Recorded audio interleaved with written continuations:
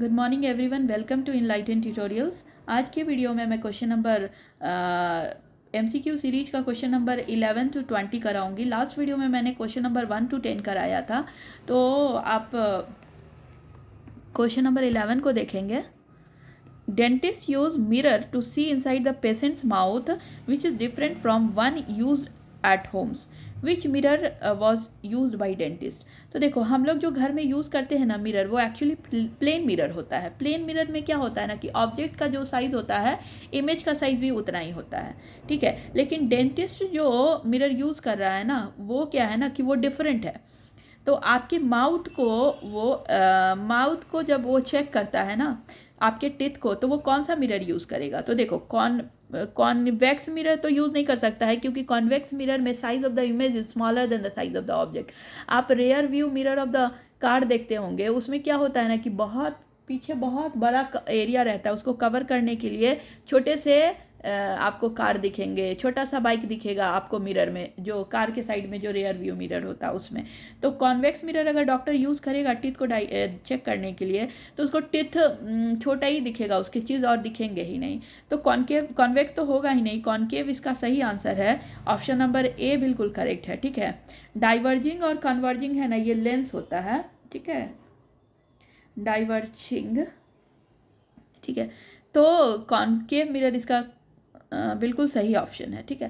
Question number 12 देखेंगे कि a student is performing an experiment in a chemistry lab. He takes an element X and allow its reaction with oxygen. The compound form has high melting point. This compound is also soluble in water as shown in the image. तो उन्होंने क्या किया है ना कि test tube में कुछ compound लिया है, और ये कंपाउंड है ना रिएक्ट करता है ऑक्सीजन से, और उसके बाद ऑक्सीजन से रिएक्ट करने के बाद जो नया कंपाउंड बनता है ना, उसका मेल्टिंग पॉइंट काफ़ी हाई होता है, और जो नया कंपाउंड है वाटर सॉल्युबल भी होगा।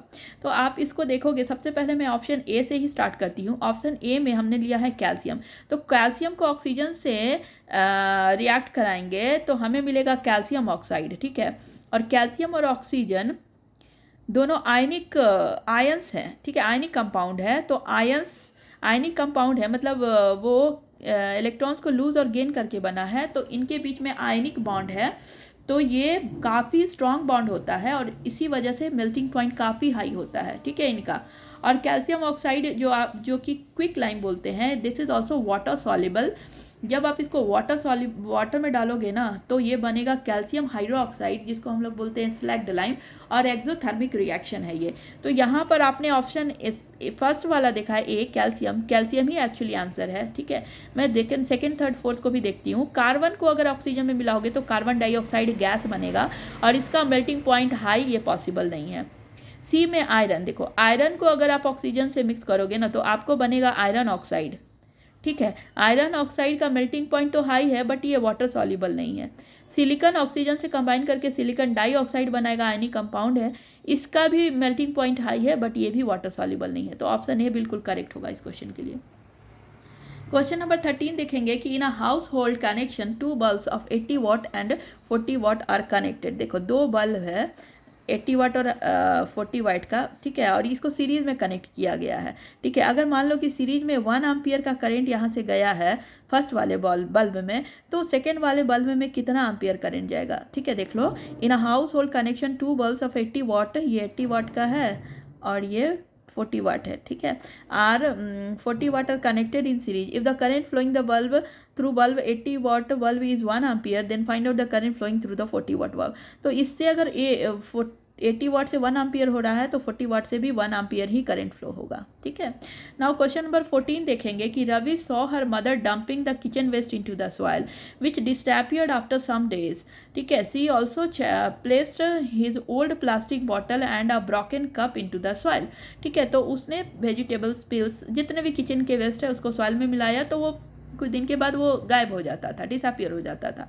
अब उसने क्या किया ना कि प्लास्टिक के बॉटल्स और टूटे फूटे कप्स को भी सॉइल में डाल दिया। तो उन्होंने सोचा कि ये भी डिसअपियर हो जाएगा कुछ दिन के बाद। But what happen, but so that it remain there only even after a week. एक हफ्ते के बाद भी वो वैसे के वैसे ही था। तो what could be the possible reason for this. तो because the plastics and this plastic things are non biodegradable. Option C बिल्कुल करेक्ट है। क्वेश्चन नंबर 15 में देखो, इन्होंने एक कॉनकेव मिरर लिया है, ठीक है, कॉनकेव,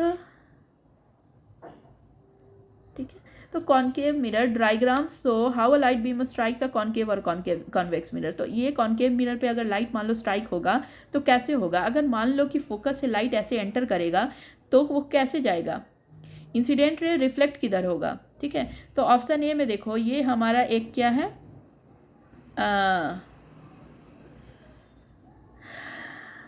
कॉन्वेक्स मिरर है, ठीक है, और फोकस पे ऐसे लाइट आ रहा है तो वो इंटर कैसे करेगा? ठीक है, वो पैरेलल, वो क्या होता है ना कि अगर फोकस से आ रहा है तो वो पैरेलल चला जाता है प्रिंसिपल एक्सिस के, ठीक है। तो यहाँ पर इन्होंने इसको शो नहीं किया है। बी ऑप्शन में देखो, फोकस से आएगा तो पैरेलल जाना चाहिए, बी गलत है। सी में देखो, फोकस से अगर लाइट आ रहा है तो पैरेलल चला गया है, तो सी ऑप्शन बिल्कुल करेक्ट है। डी में देखो, इन्होंने इंसिडेंट रे को फोकस से पास करा है, रिफ्लेक्टेड रे को भी फोकस से पास करा दिया है, ये तो बिल्कुल करेक्ट है, गलत है, ठीक है। सी में देखो, फोकस से एंटर कर रहा है, पैरेलल चला गया है प्रिंसिपल एक्सिस का। डी में फोकस से पास कराए हैं और फोकस से ही चला जा रहा है, तो ये बिल्कुल गलत है डी। फोकस से अगर कोई लाइट रे आएगा ना तो वो पैरेलल जाएगा, सेंटर ऑफ कर्वेचर से अगर आएगा तो सेंटर ऑफ कर्वेचर के पैरेलल, सेंटर ऑफ कर्वेचर से ही होता हुआ चला जाएगा, क्योंकि जो हम लोग प्लेन मिरर में नॉर्मल मानते हैं ना, वो नॉर्मल वो परपेंडिकुलर होता है प्लेन मिरर के। तो प्लेन मिरर में अगर आप नॉर्मली किसी इंसिडेंट को फॉल कराओगे तो वो नॉर्मली ही चला जाएगा रिफ्लेक्ट होकर, ठीक है। लेकिन अगर आप कर्व मिरर ले रहे हो ना, जैसे कॉनकेव और कॉन्वेक्स, तो उसमें क्या होता है ना कि सेंटर ऑफ कर्वेचर से अगर लाइट आ रहा है तो वो सेंटर ऑफ कर्वेचर से ही वापस जाएगा, क्योंकि नॉर्मल जो है ना उसमें सेंटर ऑफ कर्वेचर से जो लाइट जाता है वही नॉर्मल होता है कॉनकेव मिरर के लिए, ठीक है। तो ऑप्शन सी करेक्ट है इस क्वेश्चन के लिए। क्वेश्चन नंबर 16 देखेंगे, Rakhi used to store curd in brass jar as shown in the image but it corrodes the metal and produces toxic. तो राखी ने क्या किया ना कि कर्ड को डाल दिया है ब्रास के जार में, ठीक है, और जब उसने डाला ना तो मेटल को उसने कोरोड कर दिया कर्ड ने, और कुछ टॉक्सिन सब्सटेंस बने हैं। तो क्या है, कौन सा एसिड प्रेजेंट है कर्ड में? तो देखो, मेटल जो है ना वो एसिड से कंबाइन करके, ठीक है, हाइड्रोजन गैस रिलीज करता है, और हाइड्रोजन गैस जो है ना वो क्या होता है ना, टॉक्सिक बना देता है सब्सटेंस को, ठीक है।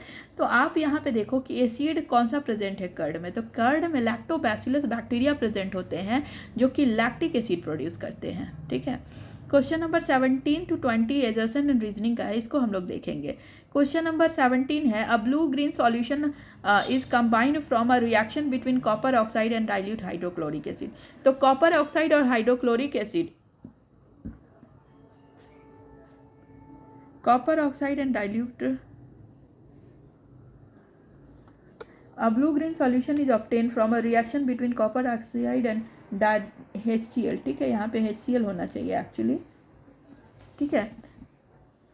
तो कॉपर ऑक्साइड और HCl का जो सॉल्यूशन है ना, blue green solution is obtain from a reaction between copper oxide and hydrochloric acid. तो CuCl2 बनेगा, कॉपर ऑक्साइड और हाइड्रोक्लोरिक एसिड को मिलाएंगे तो ये ब्लू ग्रीन सॉल्यूशन है, तो ये बिल्कुल सही है हमारा, ठीक है। ऑप्शन नंबर एजर्शन हमारा बिल्कुल करेक्ट है, ठीक है।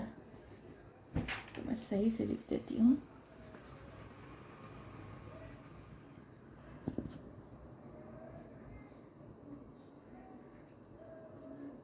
ठीक है, ये हो जाएगा ब्लू ग्रीन सॉल्यूशन,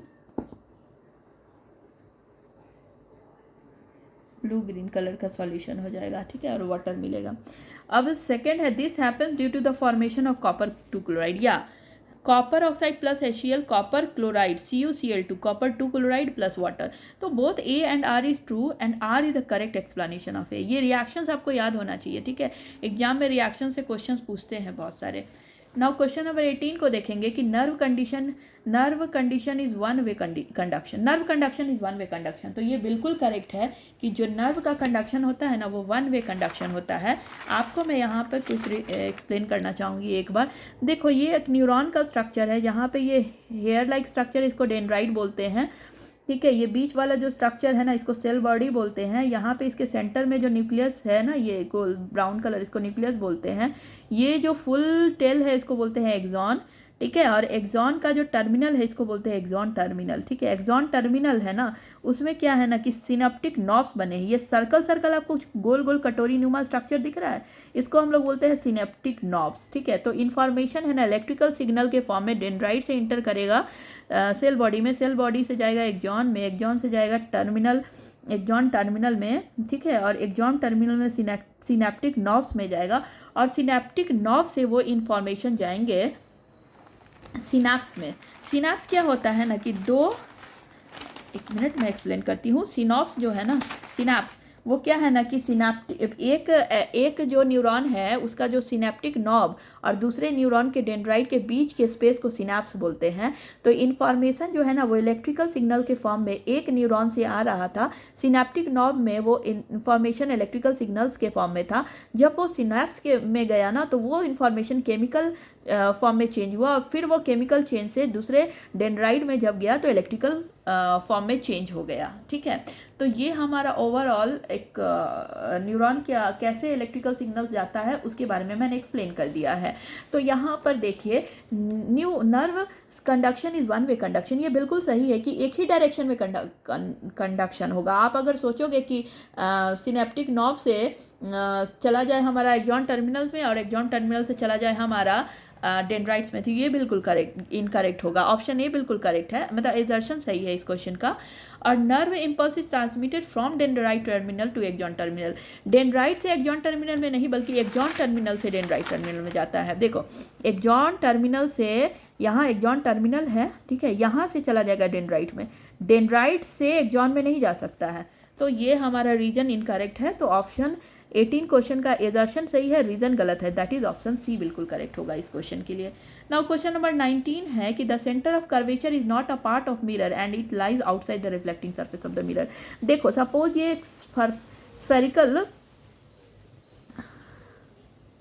स्फेयर है, ठीक है, ग्लास का स्फेयर है, और इसको जब आप इतना पार्ट ले लोगे ना तो यहाँ पे अगर आप इधर पॉलिश कर दोगे तो ये जो सरफेस है ना ये कॉन्वेक्स मिरर हो जाएगा। तो कॉन्वेक्स मिरर, ठीक है। तो अब बताओ कॉन्वेक्स मिरर में सेंटर ऑफ कर्वेचर इसका पार्ट है कॉन्वेक्स मिरर का? नहीं है। The centre of curvature is not a part of the mirror, mirror का ये पार्ट नहीं है, ठीक है, मिरर का पार्ट नहीं है। और ये मिरर के आउटसाइड लोकेटेड होता है, रिफ्लेक्टिंग सरफेस के आउटसाइड। यहाँ जो रिफ्लेक्टिंग सरफेस है ना इसके पीछे ये लोकेटेड होगा। तो एजर्शन सही है। The reflecting surface of a spherical mirror is not a part of sphere having a centre. नहीं, देखो reflecting surface of a spherical mirror is not a part of sphere having centre. हाँ, ये sphere का part है ना reflecting surface of a mirror. ये जो mirror है, ये जो आप मिरर लिए हो reflecting surface of the concave mirror या convex mirror, this is the part of this sphere, ठीक है। ये स्फेयर का एक पार्ट है और इसका ये सेंटर है स्फेयर का। तो option R is incorrect and A is correct. Assertion is correct but reason is incorrect. तो ऑप्शन सी बिल्कुल करेक्ट होगा इस क्वेश्चन के लिए। नाउ क्वेश्चन नंबर 20 देखेंगे कि lemon pickles can be stored in aluminium vessel. देखो लेमन पिकल्स को एल्यूमिनियम वेसल में हम स्टोर कर ही नहीं सकते हैं क्योंकि lemon is acid and aluminium is metal. Metal और एसिड दोनों मिलके हमें मिलेगा ना तो हाइड्रोजन गैस रिलीज करेगा और ये लेमन पिकल को पॉइजनस बना देगा, ठीक है। तो aluminium metal reacts with acid present in the lemon to produce hydrogen gas which causes food spoilage. तो रीजन करेक्ट है, दर्शन गलत है, that is option number D बिल्कुल करेक्ट है। नेक्स्ट वीडियो में मैं एमसीक्यूज लेकर आऊँगी 10 क्वेश्चंस के लिए। आप हमारे चैनल पे बने रहिए and these MCQs are very very important from your exam point of view, board के लिए काफ़ी इंपॉर्टेंट है। तो आप प्लीज़ मेरे चैनल पे बने रहिए। मेरे चैनल को प्लीज़ आप लाइक करें, शेयर करें एंड सब्सक्राइब करें। अपने फ्रेंड्स के बीच में आप शेयर कर सकते हैं इसको, और आप सब्सक्राइब करिए। मैं इसी तरह के क्वेश्चंस के सीरीज़ को लेते आऊँगी। अगर आपको कोई भी किसी टॉपिक में कुछ प्रॉब्लम है, आपको कोई टॉपिक समझ नहीं आ रहा है साइंस और मैथ्स से रिलेटेड, तो आप मुझे कमेंट सेक्शन में कमेंट कर सकते हैं। मैं उस पर डिटेल वीडियो बनाऊँगी और आपकी क्वेरी को मैं क्लियर करूँगी, ठीक है। Thank you so much.